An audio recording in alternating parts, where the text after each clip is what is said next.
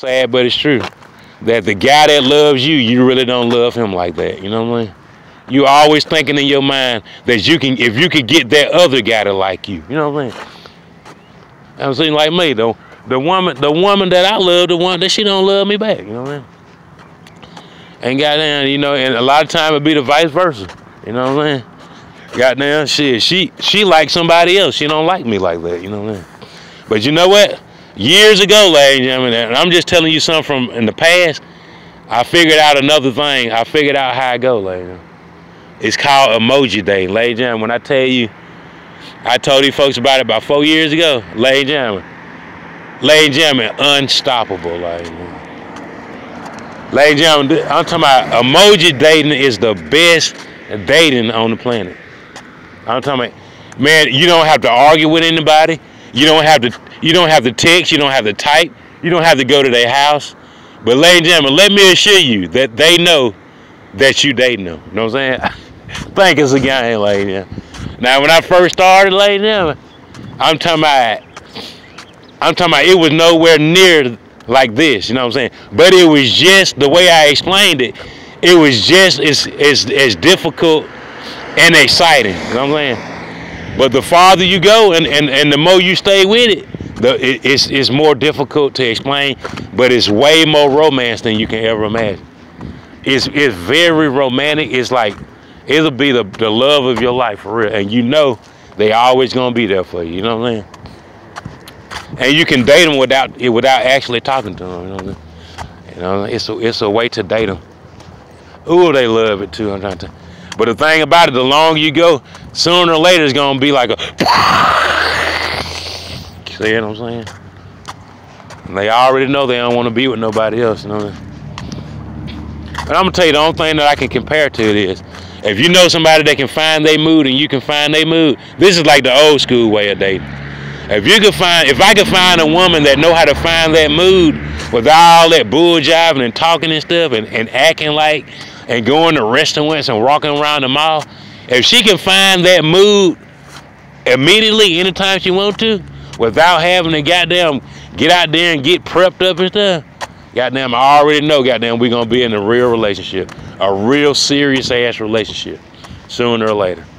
You know, if I know there's a woman out there out of all the women that I know, and she the only one that know how to find that mood and crank that thing up on the dime, I already know, and she know that we gonna be together sooner or later. We ain't gonna be able to resist each other. You're gonna be in a situation you already know, in a situation where there could be a pro-life situation going on. But I'm saying that's like the prehistoric, that's like the old way of doing it. Emoji dating, if I could tell you, it's just like that, but it's like, man, I just can't explain it. It's like outer space type of thing. It's like that, but it's like on a whole nother platform. You understand what I'm saying? I know you probably don't understand. And I'm gonna tell you, I wish I could pray for the people that don't really know. But I'm kind of glad that they don't know, because the ones that do know, they the best of the best. I ain't gonna lie, I don't know how it happened like that. But as far as the best of the best women that I've ever really seen, you know, they know how to do it. You know? They just know how to do it. It's kind of tough to explain. And you know, if you have a wife or a girlfriend, I don't encourage you to do it. You know what I'm saying? If you're married, you got a wife, you got a girlfriend, I don't encourage you to cheat on your wife. Like I told this dude who got a haircut the other day, man, you got a wife and you talking about this and that. I said, give your wife amnesty and just forget about all the bad stuff. I said, because it is a tremendous blessing. I said, you got any kids? He said he got kids with the lady. I said, man, you don't understand the type of blessing that is to be with a woman that's your wife and you have kids.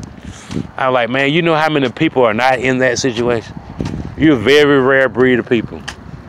I just say, hey, man, you know, you need to forgive the lady and goddamn just keep on going. Just act like it never happened and just be thankful that you have a wife and kids and y'all in the same place. Because that's very rare, especially for African Americans. Very rare, ladies. Very rare, ladies, you know. But I tell you, ladies, you know, besides that, You know, it's a lot of women out there that they used to be available until they find out how to do it, lady. You would not believe it, lady. You know, they can't wait till they get to where they going so they can do it, you know. And you don't have to necessarily be somewhere to do it, but it is good. It's good to get somewhere and get comfortable. You know what I'm saying? You can almost be anywhere virtually, but at the same time, you know what I'm saying? Like I said, when you find the emoji date of your dreams, you already know that emoji date is gonna link you to the rest of the emoji dates. You know what I mean? And I ain't gonna lie, I think everybody that I know that emoji dates, except for probably I'll say most of the people that I know that emoji date, they make products. You know what I'm saying? I ain't gonna lie. If you go to Google and see what I'm talking about, if I could explain it like that, you know, if there was a way for me to explain where you go, but like I'm telling you, most of the women that I know that emoji date with me, they have products. You know what I'm saying? You know, they have products, and then you can go to Google and that thing will say product on there, have like a tag on it. You know, not only can you date them, you can actually buy a product. You know what I'm saying? Like that.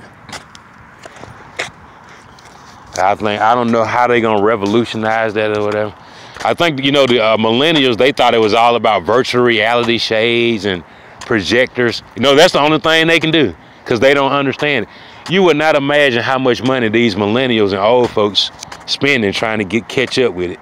Man, they buying 3D shades, they buying virtual reality, they buying plasma TVs bigger than their living room. So because they think that's what it is, they think that's what it's about. But they just wasting a lot of money though. Man, if I had that kind of money to buy something like that, you wouldn't imagine how many more products I would have put out here on this planet. If I could spend that much money on electronics just to find out about how this virtual dating is going on, man, I would have probably had 1,000 more products out there. Because it's not all about that. It's not all about a big screen TV. It's not about virtual reality shades and stuff, and video game and projectors and stuff, and laser light show. That's not what it's about. But the older people, the millennials that don't know what's going on, they think that's all it is to it. You know what I mean? They think that's all that it is to it. Like. Well, nevertheless, ladies and gentlemen, now that people are going to be Raiders fans and they don't know why. You know what people are saying? If Amari Cooper can do anything for the Raiders and nobody else can. That's what people are saying.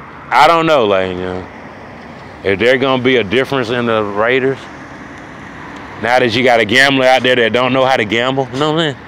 All I can tell you, he got a lot of women that like him, you know what I'm saying? And I can tell you, the only thing he give them is jokes. When I can tell you that, I know it. No. He haven't brought them anything but goddamn laughs and jokes and smiles. Like, as far as really delivering them out the situation they in, he haven't done it, like, you know. Man, it's been like 20-some years, like, you know, he haven't done it yet. He's just the guy that come around and make them feel better about doing bad. You know what I'm saying? He make them feel more confident that, you know, yeah, they done messed up and that, but he gonna give them something to laugh at. You know what I'm saying? He ain't gonna deliver them out the situation though. You know what I'm saying? Cause just like the dude said, they said Pittsburgh is suffering. Like, you know? Pittsburgh said that they would rather lose than to sit up there and deal with that dude. You know, if that make any sense to you. I don't know if it made any sense to me. They took a 3rd and a 5th round. They just wanted to get rid of him, you know what I'm saying? But, you know, people was telling them a long time ago, but they weren't listening. You know what I'm saying? But I tell you like this, like, you know, that is tremendous cost they paid to get rid of that dude. They virtually just took anybody, you know what I'm saying? They took like the league minimum, you know, to get rid of something that was valuable, you know what I'm saying? You got to ask yourself, did that make any sense? Is that guy really that much of a problem to them? Is he, ladies and gentlemen? Was it really that bad? I don't know, Lane. I really didn't pay that much attention to it. All I know is he had a lot of people lobbying for him. I don't know if it's because of the baby mamas and stuff. You know, like I got my baby mamas in line. You know what I'm saying? I ain't gonna lie. You know, I don't sit up there and boast and be conceited about. You know, I might look like a bum. I might look like a goddamn streetwalker or something. But my kids living the life though.